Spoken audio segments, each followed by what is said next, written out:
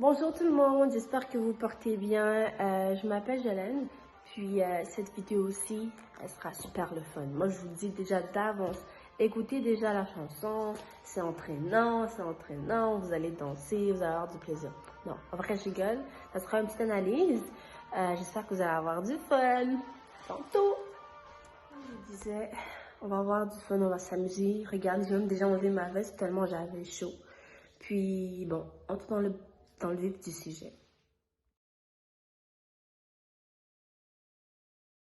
On va se le dire, là, le Québec a une culture très diversifiée. Il y a de nombreux chanteurs, de nombreux écrivains qui, eux, dans leurs œuvres, on sent qu'ils viennent du Québec. Et dans ma présentation, justement, je présentais une chanson dont le titre est Des générations du groupe Mes Aïeux. Mais avant d'aller plus loin dans cette présentation-ci, dans cette vidéo-ci, je vais vous parler un peu de la situation, du plan, de la localisation, une petite conclusion et une interprétation de ma part. Bon, qui sont mes aïeux? C'est pas un nom c'est pas un nom commun, ça fait vieux, mais ils sont super jeunes, on va se le dire. Commençons. Le groupe Mes Aïeux, c'est ceux qui ont vraiment écrit cette chanson-là. Le groupe a été créé en 1966. C'est un groupe de musique québécois, vous en doutez bien, qui écrit en français, qui chante en français. Cependant, il y a quelques petits mots en anglais, ce qui est assez commun du langage québécois, courant québécois. Ils se produisaient seuls avant, donc ils faisaient leurs propres chansons d'eux-mêmes pendant leurs 4 premières années de formation. Cependant, depuis lors, ils sont avec une maison de disques qui s'appelle Les Disques Victoire. Ce qui est assez particulier avec ce groupe-là dans leur début, c'est qu'ils portaient des costumes vraiment déguisement stylisés en diable, vraiment des personnages typiques du folklore québécois. Et c'est de là aussi que leur musique s'inspire vraiment de ce folklore-là. Et qu'est-ce que j'entends parler par folklore québécois? En gros, le folklore québécois, c'est l'ensemble de manifestations culturelles, que ce soit par rapport aux croyances, aux rites, aux légendes, aux fêtes, aux chansons, à la danse qui se rapportent au Québec, liées propres à cette province-là. Et c'est assez intéressant lorsqu'on dit Québec, québécois, une culture québécoise. On a déjà cette petite image qui vient en tête, puis c'est vraiment en écoutant des chansons de mes aïeux qu'on retrouve ce petit sentiment d'appartenance-là. Le groupe est composé de 7 membres. Ça, c'est beaucoup, hein? Cependant, il y a un seul chanteur qui est la voix, c'est Stéphane Archambault. Il y a Marie-Hélène Fortin au violon, il y a Frédéric Giroux à la guitare, il joue d'autres instruments bien sûr. Il y a Benoît Archambault, il y a Luc Lémire, il y a Marc-André Paquette, il y a Éric Desranleau. Ouais, je pense que là, je l'ai bien prononcé. Cependant, depuis 2011, Éric Desranleau n'est plus avec eux. Il est parti former son groupe, puisqu'on sort exclusivement à son groupe qui s'appelle Wonder 3-4. Les thèmes abordés par ce groupe-là, comme je l'ai dit, c'est vraiment des thèmes traditionnels, propres vraiment à la culture québécoise. Pas nécessairement celle moderne, mais vraiment celle du Nouveau Monde, de la Nouvelle-France. Donc, on parle vraiment de diable, de la légende de la chasse-galerie, de la bergère, des coureurs de bois. Et fait assez intéressant, certaines de leurs chansons portent ces thèmes-là, portent ces titres-là, dont la Corriveau, même encore Alexis Trotteur, c'est leur personnage québécois qui ont marqué notre histoire. Puis, même dans leurs histoires, dans leurs chansons, dans leurs écrits, ils abordent souvent la protection de l'environnement, la perte des repères dans la société québécoise. C'est pour ça que ceux qui l'écoutent arrivent directement à se rattacher parce que ça leur concerne directement. Puis ils mettent un peu de fun, un peu d'humour dans ces termes modernes. Le groupe Mes Aïeux est très impliqué aussi socialement. D'un point de vue écologique, ils sont ambassadeurs de plusieurs organismes, dont la Maison du développement durable. Ils sont porte-parole pour des associations telles que l'Association québécoise de la fibrose kystique, aussi appelée AQFK. Ils ont rapporté de nombreux prix. Donc, ils sont au niveau national, ils sont vus. Au niveau provincial, ils sont vus. Et pas juste pour leurs chansons, pour leur écrit, mais aussi pour leur implication. Assez parlé d'eux. Assez. Parlons vraiment de la chanson, c'est vraiment ça qui nous intéresse. La chanson, comme je dis, s'appelle Des générations. Elle dure 5 minutes et 25 secondes. Cependant, il n'y a que les 3 premières minutes où est-ce qu'il y a des paroles. Le reste, c'est vraiment pour danser, pour s'ambiancer, vous allez le comprendre lorsque je vais vous parler de l'analyse. L'album, en fait, dont est tirée cette chanson-là s'appelle Tire-toi une bûche. Le 4e album du groupe, c'est la 2e chanson de cet album-là. Puis, Tire-toi une bûche, c'est une expression québécoise, hein? Mais qu'est-ce que ça veut dire, tire-toi une bûche? Je vais me tirer une bûche. Je vais me tirer une bûche. Voyons donc ça. Tire-toi une bûche. Je me suis tiré une bûche. Non, en vrai, de vrai, tire-toi une bûche, ça veut dire inviter quelqu'un à s'asseoir. Puis de là, justement, dans le passé, lors des feux de camp et tout, il n'y a pas nécessairement de chaise. On ne va pas en camping avec une chaise, là, nécessairement. Fait qu'on tirait une bûche pour s'asseoir. Puis là, les gens écoutaient. Puis cet album-là a été sorti le 28 novembre 2006. Bon, comme je disais, c'est la 2e chanson de cet album-là, qui s'appelle encore Tire-toi une bûche. Vous allez vous en rappeler, ça je vous dis là, vous allez vous rappeler du titre de l'album. Puis dans cet album-là, il y avait 12 chansons. Ils l'ont mis en 2e, c'était pas vraiment par choix. Ils ne pensaient pas que ça aurait un tel impact en fait sur les autres. Ils ne pensaient pas que ça ferait un malheur, que ça serait un gros tube. Mais voilà, on ne sait jamais ce qu'on lance. Passons maintenant au plan, à la structure, on va dire ça comme ça, autrement dit. Bon, Dégénération est composée de 8 couplets. Je pourrais dire qu'il n'y a pas de refrain. Cependant, avec cette répétition-là, dans la structure, vous allez voir qu'il y a un refrain qui se crée. Mais on va dire qu'il n'y a pas de refrain. Et dans l'ensemble, la structure est vraiment similaire entre chaque phrase. Il y a vraiment un parallélisme grammatical et rythmique. Donc on arrive vraiment à aller dedans en fait. Et on se rappelle, même s'il n'y a pas de refrain proprement dit. Ces couplets-là, les 8 couplets peuvent être divisés en 4 parties. Tout simplement, on va aller par bloc de 2, tout simplement. Les 2 premiers blocs, on peut appeler ça la terre. Le 2e bloc, on peut appeler ça la création, pardon, la procréation, concevoir un bébé, concevoir des enfants, la famille. Le 3e pourrait être appelé l'argent, la banque, vraiment ce que l'on possède. Puis enfin, la fête. La fête. Qui n'aime pas la fête? Allez, on se met à danser. Bon, je suis pas la meilleure à danser, là, mais voilà. Bon, comme je disais, le premier thème de cette première partie-là, que j'ai eu à appeler la terre, les thèmes qui reviennent souvent dans le champ lexical, c'est vraiment la terre. La terre, on parle de labourer, de propriétaire, de lopin, de défricher. Il y a vraiment une répétition du mot terre. Le premier couplet commence avec, termine avec terre. Le dernier couplet de cette section-là termine avec terre. C'est vraiment une sorte de cycle. On vise vraiment à mettre l'accent, à mettre l'accent sur cet élément-là. Le 2e thème connexe, c'est la famille. On dit mon arrière-grand-père, ton arrière-arrière-grand-père, ton père. Vraiment la famille, toujours ces thèmes-là qui reviennent. Mis à part ce lexique-là, les rimes dans cet extrait-là sont des rimes plates, des rimes suivies.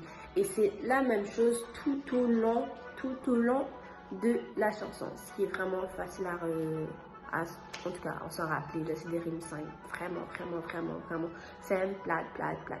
Comme l'eau plate, comme de l'eau. Comme je viens de le dire, la manière dont c'est séparé, c'est comme si c'était un cycle. Au début, on parle toujours de l'époque de nos ancêtres. Puis la suite, c'est vraiment ce qui se passe à l'heure actuelle. Puis au début, on parle on dit de nos ancêtres qui, eux, ils avaient réussi, tout simplement. Ils avaient réussi, ils avaient la terre, ils possédaient quelque chose. Puis avec une interpellation, en disant « Hey, toi, mon petit gars, tu sais pas ce que tu vas faire ?» On interpelle le petit garçon pour qu'il se sente concerné, en fait. Et de là, même le registre de langue, il change, il passe de familier à populaire. Vraiment, même dans l'expression, même dans la façon de parler. Et même dans les expressions choisies, on dit « Fred, dans ton petit 3,5 ». L'accent est vraiment là, même lorsqu'il prononce, l'accent est là. Puis, ce qui est assez intéressant, il utilise vraiment un ton moqueur pour se moquer du petit garçon, en fait, qui rêve de devenir propriétaire, qui rêve d'avoir quelque chose, qui rêve d'avoir une terre. Je rêve! Dans cette même suite d'idées-là, du côté moqueur, de cette idée cyclique, au début, on parle vraiment de comment elle se comment se passait la conception avec l'arrière-grand-mère qui a eu 14 enfants, il y a eu la grand-mère qui en a eu 3, il y a eu la mère qui en voulait pas, il y a eu l'accident qui a eu à créer la petite fille qui s'est encore fait interpeller. Oh, ma petite fille! Là, elles sont vraiment qu'on s'adresse à elle, puis on se moque encore d'elle à la fin de cette deuxième partie du cycle en disant il y a des matins que tu te réveilles en pleurant et que tu rêves la nuit d'avoir une table entourée d'enfants. Ces ancêtres, là, c'est ça qu'ils avaient. Vraiment dans ce parallèle, dans ce contraste-là, pour montrer qu'eux, ils en avaient, elle en a pas. Même chose précédemment, ses ancêtres avaient une terre, lui, présentement, il en a pas, puis il loue. Ils ont utilisé une métaphore aussi dans cette partie-là, en disant que elle était un accident. C'était une erreur de la nature que sa mère ne la voulait pas. C'est vraiment mon cœur, vraiment méchant, mais on se rend compte, en fait c'est une réalité, on se moque d'une réalité tout simplement. Puis le thème dans cette partie-là, c'est vraiment famille, encore ça revient. Grand-mère, arrière-grand-mère, arrière-arrière-grand-mère, vouloir des enfants, c'est les thèmes qui reviennent. La composition est la même, l'écriture est la même, puis ouais en fait. Dans la troisième partie, aussi appelée argent, banque, comme j'ai eu à le dire plus tôt, les thèmes qui reviennent vraiment, c'est l'argent. C'est pour ça que j'ai pris ce thème-là, les côtés famille. L'argent parce qu'on parle de misère, de scène noire, de devenir millionnaire, d'héritage, de REER, d'institutions bancaires, de hold-up, de caissière, vraiment ce contact-là avec l'argent. Puis de la famille, toujours arrière-arrière-grand-père, arrière-arrière-grand-père, grand-père, père, la petite jeunesse, l'enfant en question. Fait que toujours ce côté de famille. Puis, comme lorsque je parlais de cycle tout à l'heure, au début on parle de comment est-ce que les ancêtres avaient quelque chose, ils avaient de l'argent malgré. Ils ont eu à galérer, là. Grosse misère, des petites scènes, devenir millionnaire, avoir des REER et tout. Oui, il y a une gradation. Puis au final, lorsqu'on regarde le petit, il n'a rien. Puis à un moment donné, tellement il n'a rien, il s'en va faire un hold-up, là. Puis ça, c'est même. Moi, c'est cambrioler. Oui, il s'en va cambrioler une question juste pour avoir de l'argent, tellement lui, il n'y a rien. Toujours ce rapport-là avec l'argent, montrer un contraste, disant que dans le passé, mes ancêtres, ils avaient quelque chose, moi j'ai rien, puis je me retrouve à voler. Puis ce qui est assez triste, la personne le ressent, mais en fait le lecteur, la personne qui reçoit la chanson, ceux qui l'écoutent, on interpelle en disant « Hey toi ma petite jeunesse, tu dois ton cul au ministère ». Fait que de là on sent, on dit tu, d'un coup, tu, fait qu'on se sent concerné. Puis c'est vraiment triste parce que c'est encore une réalité, c'est vraiment dans ce ton, mon cœur-là, qu'on comprend vraiment que ce qu'il dit est vrai. Enfin, la dernière partie, c'est la fête. Puis, c'est vraiment un thème important. Ils veulent terminer avec la fête. Et ils disent que dans le passé, nos ancêtres, là, ils savaient comment faire la fête, ils savaient comment s'amuser. Ils disent qu'à l'heure actuelle, dans la deuxième partie de ce cycle-là, qu'on passe beaucoup de temps en cabanée, dans le sens qu'on est la seule enfermée dans la maison, qu'on ne sort pas, même on refuse de changer, on est vraiment là fermé sur soi-même, on pousse vraiment le côté individuel, pas le côté sociétal, pas le côté social, le côté environnement. Donc de là, ils nous invitent à aller danser, ils nous invitent au changement. Moi, je vois ça comme ça, c'est comme si on t'invitait à participer. Lorsqu'ils disent « Et puis toi, mon ami, qu'est-ce que tu vas faire de ta soirée? Éteins donc ta télé, éteins donc ta TV. Il ne faut pas rester seul. Viens t'amuser avec nous. Il faut que les choses changent. » Fait que de là, ils t'ont fait réfléchir tout au long de la chanson. Puis là, maintenant, ils t'amènent à vouloir changer les choses. Puis, pour ceux qui ont écouté la chanson, vous voyez qu'il y a beaucoup d'allitération en fait et d'assonance. Les sons reviennent et ce par partie en fait. Déjà que les rimes par partie sont les mêmes. Donc de là, ils jouent vraiment avec le son, avec l'allitération pour que ça entre vraiment dans la tête. Il y a de l'anaphore qui est utilisé. Cette répétition en début de phrase, moi j'appelle c'est encore un parallélisme grammatical ou rythmique. Vraiment pour renforcer cette idée de symétrie là. De parallèle, symétrie parallèle, des choses qui reviennent, c'est une histoire, ça revient encore et encore. Et à l'aide de l'anaphore, justement, Lorsqu'on interpelle aussi, je remarquais à chaque fois une interpellation, c'est vraiment pour que la personne soit concernée. On renforce l'idée, on renforce la symétrie, on renforce... On veut que la personne se sente concernée en fait par ce qui est dit. Et mis à part cette anaphore-là, pour que la personne puisse se sentir concernée, il y a le côté gradation. On sent toujours que, au début, oui, mes ancêtres, ils avaient ça, ils avaient ça. Moi, à mon niveau, qu'est-ce que j'ai? Qu'est-ce que vraiment ce côté de réflexion-là que je pense que les auteurs, les chanteurs, ils voulaient faire passer comme réflexion, en fait. Qu'est-ce que moi, j'ai réfléchir vraiment, vraiment. On veut vraiment amplifier cette idée de progressivité-là. Avant, c'était quoi, maintenant, c'est quoi. Avant, c'était quoi, maintenant, c'est quoi. Puis, si vous voyez déjà, même dans le titre s'appelle Dégénération, pas Génération. Donc, vraiment, moi, cette idée de dégradation-là, de génération en génération. Vous voyez, les jeux de mots sont présents, en fait. Puis, déjà, par le titre, on comprend déjà leur idée principale. Je sais que je me répète, mais c'est vraiment pour faire comprendre l'idée que les chanteurs voulaient passer. On voit très bien que dans le passé, ils avaient quelque chose de ce qu'on a présentement, ce qui est présent dans la deuxième partie du cycle, et même dans le choix du temps de verbe.